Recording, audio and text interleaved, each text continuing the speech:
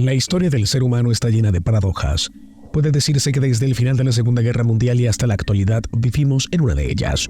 Nos referimos al hecho de cómo el desarrollo de las bombas nucleares, las armas más destructivas jamás creadas por el ser humano y con el potencial de reducir nuestros planetas varias veces a cenizas, han puesto precisamente el mayor garante de la paz en el mundo, actuando en numerosas ocasiones como pedal de freno a una escalada bélica con potenciales consecuencias terribles. El mejor ejemplo lo encontramos en la Guerra Fría. Es por esto que en el video de hoy conoceremos el padre de la bomba atómica, Robert Oppenheimer. Quédate con nosotros para conocer más sobre ello y no olvides dar like, comentar y compartir este video, además de suscribirte a este canal para no perderte de todo el contenido que estamos creando para ti. Pero si hablamos de bombas nucleares, tampoco podemos dejar de hacerlo de uno de los principales artífices de su creación, un personaje cuya vida puede resultar idénticamente paradójica. Nos referimos a Julius Robert Oppenheimer. Hijo de una pareja de inmigrantes judíos de origen alemán que hicieron fortuna en el sector textil, Robert Oppenheimer nació en Nueva York el 22 de abril de 1904. De él se dice que fue un joven con tendencia a enfermar y de personalidad atribulada, pero con grandes dotes en lo académico, tanto para la ciencia como para las artes. Así, tras recibir sus primeros años de formación en la Ethical Cultural Society School de Nueva York, sus problemas de salud hicieron que ingresara a la Universidad de Harvard con un año de retraso, lo cual compensó graduándose en química en solo 3 años con los más altos honores. En Harvard se interesaría por la termodinámica y la física experimental, materia de la cual en los Estados Unidos todavía no existían centros de reconocimiento internacional, por lo que continuó con sus estudios en Europa. Fue así que Oppenheimer ingresó en los laboratorios Cambridge de la Universidad de Cambridge, dirigidos por el físico Ernest Rutherford, en los cuales, entre su escasa destreza en el laboratorio, decidió dirigir su carrera hacia la física teórica. Su siguiente paso se dirigió hacia la Universidad de Gotinga, entonces uno de los centros de mayor renombre en el campo de la física teórica en Europa, en la que se codió con algunos de los físicos más notables de la época como Niels Bohr y Paul Dirac, y en donde realizó notables contribuciones al entonces reciente campo de la física cuántica, obteniendo su doctorado a los 22 años. Regresó a los Estados Unidos en 1927 a la Universidad de Harvard. Solo un año después comenzaría su carrera como profesor en el Instituto Tecnológico de California y la Universidad de California en Berkeley, donde establó amistad con el Premio Nobel de Química Linus Pauling.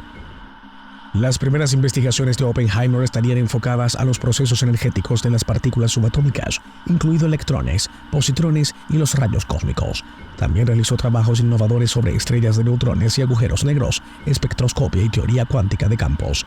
Además de sus logros académicos, a Oppenheimer se le atribuye la excepcional formación de toda una generación de físicos estadounidenses entusiasmados por sus cualidades de liderazgo e independencia intelectual. Sin embargo, como decíamos al principio, la vida del físico también se vio marcada en diversas ocasiones por periodos de depresión, tendencia hacia la autodestrucción y otros problemas psicológicos, algo que no obstante no le impidió posicionarse como uno de los físicos más notables de todos los tiempos.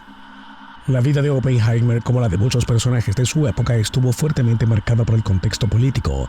Así, por su ascendencia alemana, su primer interés por la política se vio motivado por el ascenso de Hitler en la Alemania del 36. En 1937, el fallecimiento de su padre dejaría en manos de Oppenheimer una fortuna que en parte destinó a apoyar el bando republicano durante la Guerra Civil Española. Fue una época en la que Oppenheimer coqueteó con el comunismo y que condicionaría sus futuros ideales. No obstante, de los que muy pronto regalaría ante el tratado dado por Joseph Stalin a muchos colegas rusos de profesión, quienes acabaron en los gulags y en sharakskas soviéticas. Tras la invasión de Polonia en el año 1939, surge la urgencia entre científicos como Oppenheimer, Albert Einstein, Leon Szilard y Eugene Wigner de la necesidad de inventar la bomba atómica antes de que los nazis, quienes ya habían dado rienda suelta al desarrollo del proyecto uranio con este fin. En este contexto no resultó difícil reunir a algunas de las mentes más privilegiadas de Estados Unidos y Europa, quienes en la carrera contra los alemanes de construir la primera bomba atómica se congregaron en torno al proyecto Manhattan y se pusieron a servicio de Oppenheimer, nombrándolo director científico del proyecto, pese a la resistencia de diversos mandos del Pentágono debido a sus anteriores asociaciones izquierdistas. De hecho, durante los años siguientes, Oppenheimer sería investigado constantemente de cerca por el FBI y el Departamento de Seguridad Interna del Proyecto Manhattan. No obstante, debido a su papel central y lo imprescindible de su figura durante todo el proyecto, nunca fue retirado de su cargo. Finalmente, el Proyecto Manhattan cumplió su meta el día 16 de julio de 1945 con la prueba Trinity, que tuvo lugar cerca de Alamogordo, en Nuevo México.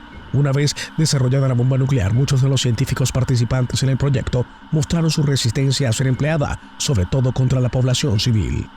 Posteriormente, entre 1947 y 1952, Oppenheimer pasaría a ocupar el cargo de presidente del Comité de Asesor General de la Comisión de Energía Atómica de los Estados Unidos, el cual se opuso al desarrollo de la bomba de hidrógeno. Aunque en un principio y en el contexto de la guerra, esta no fue la postura inicial de Oppenheimer, solo unos meses después, en octubre del mismo año, el físico, quien en una entrevista con el presidente Harry S. Truman declaró que tenía las manos manchadas de sangre, renunciaría a su cargo como director del Proyecto Manhattan, dando a entender su arrepentimiento en la participación del mismo. En su papel como consejero político del GAC y debido a las sombras que se cernían sobre él por su simpatía con los comunistas, Oppenheimer se fraguó muchos enemigos, sobre todo en el FBI, entonces dirigido por J. Edgar Hoover. Por ello, en 1953, Oppenheimer fue acusado de ser un riesgo para la seguridad y el propio presidente David Eisenhower le pidió su renuncia. Al negarse a renunciar, se celebró una audiencia de seguridad en la cual fue declarado no culpable de traición, pero en la que, sin embargo, se dictaminó que no debería tener acceso a secretos militares. En consecuencia, su contrato como asesor de la Comisión de Energía Atómica fue cancelado, todo a pesar de que la Federación de Científicos Estadounidenses salió inmediatamente en su defensa. De hecho, hoy su persecución se considera una caza de brujas y Oppenheimer es visto por la inmensa mayoría de historiadores como un liberal ecléctico atacado injustamente. Privado de poder político, el físico pasaría los últimos años de su vida elaborando ideas sobre la realización entre la ciencia y su papel en la sociedad y recorriendo Europa y Japón dando charlas. Se dice también que a partir del momento de la auditoría, Oppenheimer comenzó a comportarse como un animal herido, retirándose paulatinamente a una vida cada vez más sencilla. 10 años más tarde, en 1963, el presidente John F. Kennedy concedió a Oppenheimer el premio Enrico Fermi, en un gesto por su gran contribución a la física, pero también destinado a limpiar las falsas acusaciones vertidas sobre él en el pasado. Falleció 3 años después de un cáncer de garganta en las Islas Vírgenes, donde pasó con su esposa los últimos años de su vida. De él, muchos físicos han sugerido que, de haber vivido lo suficiente como para ver sus predicciones sustentadas por experimentos, Oppenheimer hubiera ganado un Nobel de Física por su trabajo relacionado con el colapso gravitacional y las estrellas de neutrones. Quizás y paradójicamente no sea el único Nobel que merezca su figura. Como ocurre con tantos otros personajes y sucesos históricos, parte de la vida y el trabajo de Oppenheimer se ha llevado múltiples veces a las pantallas en forma de películas y documentales. La última obra en narrar el contexto y el proyecto Manhattan es Oppenheimer, del aclamado director norteamericano Christopher Nolan.